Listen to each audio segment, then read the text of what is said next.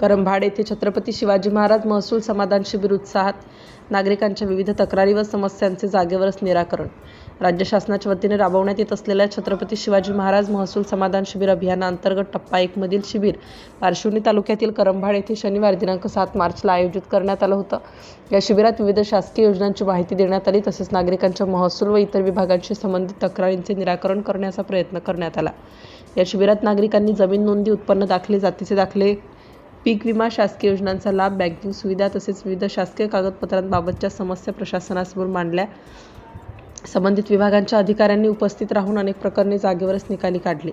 या शिबिराला कार्यक्रमाचे निरीक्षक म्हणून उपजिल्हाधिकारी पुनर्वसन मलिक विराणी, तहसीलदार सुरेश वाकचौरे, पोलीस निरीक्षक राजेश कुमार थोरात, जिल्हा नियोजन समितीचे माजी सदस्य सुधाकर मेंघर, राहुल मेंघर, माजी जिल्हा परिषद सदस्य अर्चनाताई भोयर, दुर्गाप्रसाद चौरीवार, दहेगाव जोशीचे सरपंच पवन बोंदरे, नायब तहसीलदार अनमोल कांबळे, नायब तहसीलदार मुकेश मिश्रा, नायब तहसीलदार दयाराम कुंभरे, पुरवठा निरीक्षक स्नेहल देशमुख, तालुका कृषी अधिकारी राकेश वसू, गोपनीय विभागातील पृथ्वीराज चौहान, गटविकास अधिकारी सुभाष जाधव, पंचायत विस्तार अधिकारी यशवंत लिखार, प्रभाकर वाघ, मंडळ अधिकारी तलाठी यांच्यासह विविध विभागांचे अधिकारी व कर्मचारी उपस्थित होते.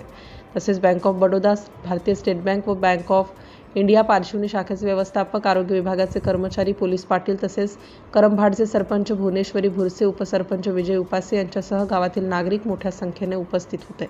या शिबिरामुळे गावातील नागरिकांना विविध शासकीय योजनांची माहिती मिळाली असून अनेक समस्यांचे निराकरण झाल्याने ग्रामस्थांनी समाधान व्यक्त केलं.